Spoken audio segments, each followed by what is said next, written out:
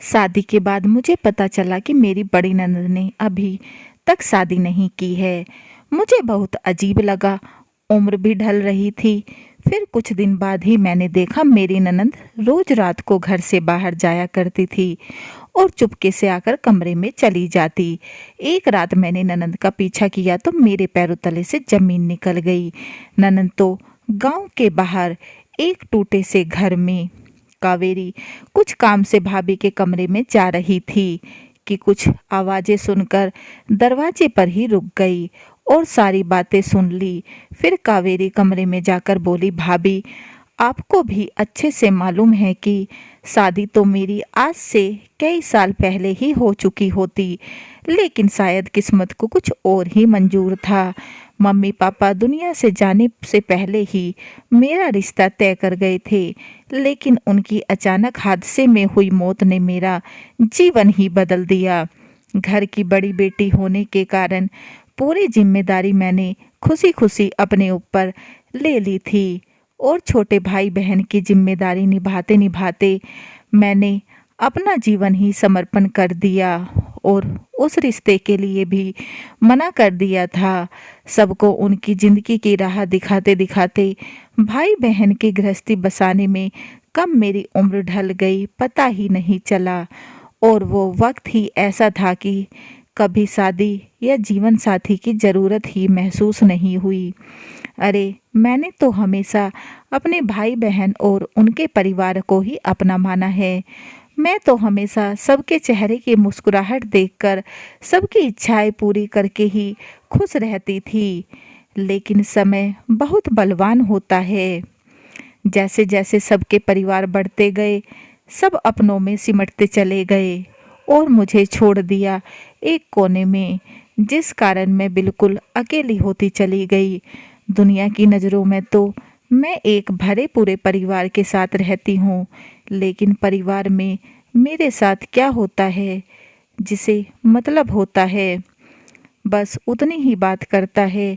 हंसी मजाक सलाह मशवरा अब सब अपने कमरे में करते हैं। हाँ, लेकिन परिवार का छोटा हो या बड़ा, जिसे भी पैसे की ज़रूरत होती है तो सबको मेरी याद ज़रूर आ जाती है, क्योंकि सब ने मन में एक ही बात बिठा रखी है कि मेरा तो कोई अपना परिवार बच्चे नहीं हैं। नहीं तो मैं अपनी दौलत जमा पूंजी कहाँ लेकर जाऊंगी। इसलिए सबको लगता है जितना लूट सकते हो लूट लो, कभी किसी बहाने तो कभी किसी काम के लिए। लेकिन शायद मैं पागल सबके प्यार में फंसी किसी का असली चेहरा देख न पाई और सबके लालच को प्यार और इज्जत समझती रही। मगर सही ही कहते हैं, बुरा समय सबके असली चेहरे दिखा देता है और मेरे साथ भी वही हुआ। अस्पताल के बिस्तर पर अकेली पड़ी रही, लेकिन मजाल है किसी के पास मेरी देखभाल तो दूर, 2 पल बैठने का भी समय नहीं था। रास्ते में बेहोश हो गई। पड़ोसी ने अस्पताल पहुंचाया। खबर करने पर भी कोई परिवार से नहीं आया।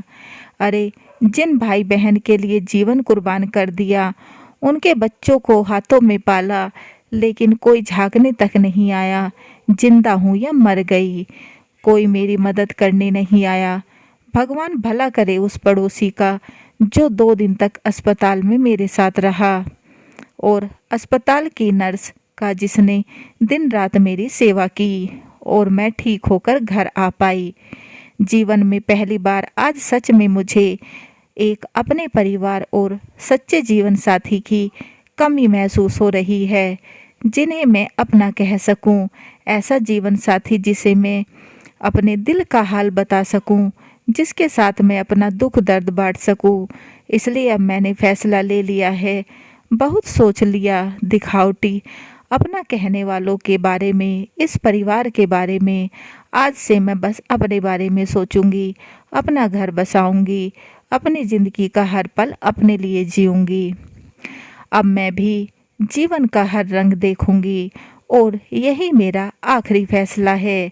इतना बोलकर कावेरी कमरे से बाहर चली गई और भाभी के मानो पैरों तले से जमीन निकल गई, क्योंकि उनके हाथ से तो लाखों की जायदाद और हर महीने निकलने वाली लॉटरी निकल गई। कावेरी का पापा को पता नहीं क्या सूझी थी। उन्होंने मरने से कुछ दिन पहले एक जमीन का टुकड़ा कावेरी के नाम कर दिया था और पापा की जगह कावेरी को बैंक में सरकारी नौकरी भी मिल गई थी। अब कावेरी ने खोज शुरू की और कुछ समय में ही उसे अच्छा लड़का हम उम्र मिल गया और उन्होंने तुरंत शादी कर ली। भाई भाभी बस उसका मुंह ताकते रह गए। कहानी कैसी लगी कमेंट बॉक्स में ज़रूर बताएं और चैनल को लाइक एंड सब्सक्राइब करना ना भूलें। बेल आइकन को ज़रूर दबाएं ताकि ऐसी ही अच्छी अच्छी कहानियों के नोटिफिकेशन आपको मिलते रहें। And please guys support my channel. समाप्त।